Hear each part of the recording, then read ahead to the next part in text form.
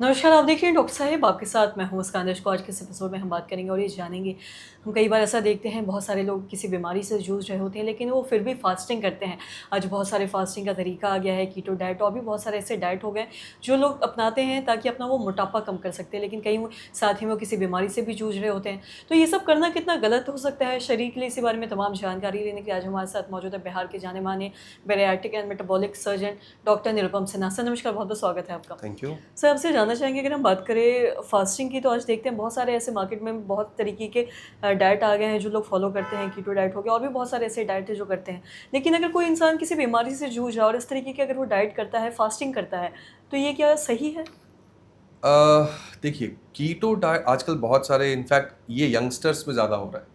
Youngsters हमारे पास आते हैं जो कि थोड़ा-सा चाहते हैं कि जिम जॉइन करना, और वहाँ पे उनके जो सो कॉल्ड ट्रेनर्स होते हैं वो उन्हें समझाते हैं कि कीटो डाइट पे शिफ्ट हो या पैलियो डाइट पे शिफ्ट हो, या फिर इंटरमिटेंट फास्टिंग होती है।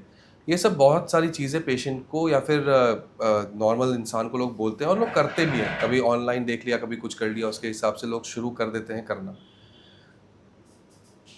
ये कुछ भी चीज़ें शुरू करने के पहले हमें जाननी चाहिए कि keto diet, paleo diet, intermittent fasting के साइड इफ़ेक्ट्स क्या होते हैं, उसके बाद ही शुरू करनी चाहिए।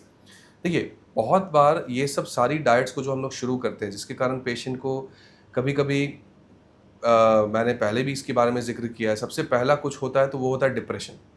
डिप्रेशन पेशेंट को इस बात की होती है कि यार मेरे सामने मेरा फ़ेवरेट चीज़ रखा हुआ है लेकिन मैं खा नहीं पा रहा हूँ। खाने का मन कर रहा है लेकिन मैं खा नहीं पा रहा हूँ, या फिर खाना मतलब जो हमारे ट्रेनर्स ने बोला उसके कारण मैं रिस्ट्रिक्टेड हो गया हूँ। दूसरी बात, पेशेंट को भूख लगी हुई है, बहुत ज़्यादा इंसान को भूख लगी हुई है, लेकिन उसके बाद भी वो उस चीज़ों को अवॉइड कर रहा है जो चीज़ें हेल्दी है खाने के लिए। कीटो डाइट में बहुत चीज़ें बोली जाती है कि नहीं, आपको कंप्लीटली नेगेटिव कैलोरी डेफिसिट में रहना है, हाई प्रोटीन डाइट लेनी है, एकदम मिनिमम कार्ब लेना है, कार्ब लेना भी नहीं है, हाई जो फैट होते हैं वो भी नहीं लेनी है। इसके कारण बहुत लोगों का जो मेटाबॉलिक रिस्पॉन्स होता है वो भी चेंज होता है। जैसे बहुत पेशेंट्स को ब्लड प्रेशर की प्रॉब्लम हो जाती है, बहुत पेशेंट को ये सर दर्द, डिप्रेशन, ये सब चीज़ें होती है, डिहाइड्रेशन की प्रॉब्लम होती है, बॉवल हैबिट्स की प्रॉब्लम होती है।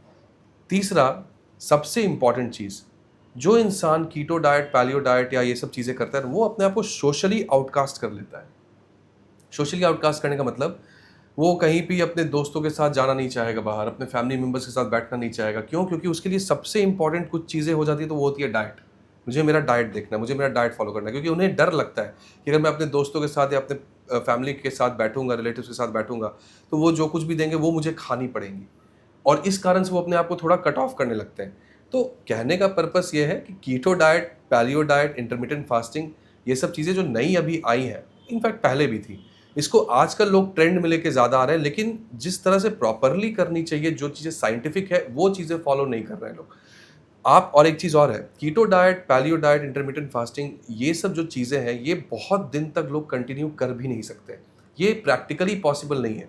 लोग 17-18 दिन करते हैं, मैक्स टू मैक्स करेंगे तो महीने भर करेंगे। लेकिन महीने भर करने के बाद उनको उस लेवल की क्रेविंग होती है कि उनके सामने अगर कुछ भी रख दो, वो खा ही लेंगे। इसीलिए मेरा हमेशा से सजेशन रहता है कि हेल्दी डाइट लेनी चाहिए, अपनी एक्टिविटी मेंटेन करनी चाहिए, और उसके हिसाब से ही फिर आपका वज़न होगा, वो ग्रेजुअली धीरे-धीरे कम होना शुरू होगा। अब जहाँ तक रहा आपका सवाल कि जिनको बीमारियाँ रहती हैं, वो अगर कीटो डाइट पे आते हैं, तो सबसे पहली बात देखनी चाहिए हमें कि किस तरह की बीमारी है। अगर डायबिटिक पेशेंट है, मान लो कोई पेशेंट डायबिटिक है, तो उसमें कीटो डाइट का रोल नहीं है। उसमें अगर है कि कीटो डाइट पे वो अगर जाते हैं, तो उनको, जैसे होता है कि डायबिटिक पेशेंट जो भी रहते हैं, उनका कभी-कभी शुगर लेवल बहुत कम हो जाता है। इसके हिसाब से वो अपने पॉकेट में चॉकलेट्स या बिस्किट्स रखते हैं, जिसको तुरंत खाते हैं तो शुगर लेवल मेंटेन होता है उनका। तो उनके लिए keto diet is not the good thing to do. मेरे लिए सजेशन ये है कि हेल्दी डाइट लें, that is the best thing. घर का बना खाना लें, बस। सर बहुत बहुत शुक्रिया तमाम जानकारी देने के लिए। तो आशा करते हैं दर्शकों की जो तमाम जानकारी है आपके लाभदायक रही हो। तो आज के इस वीडियो में इतना ही। अगर आपने अब तक मेरे चैनल को सब्सक्राइब नहीं किया तो तुरंत कर ले, साथ ही हमारे फेसबुक पेज को लाइक करें। वीडियो देखने के लिए आपका धन्यवाद।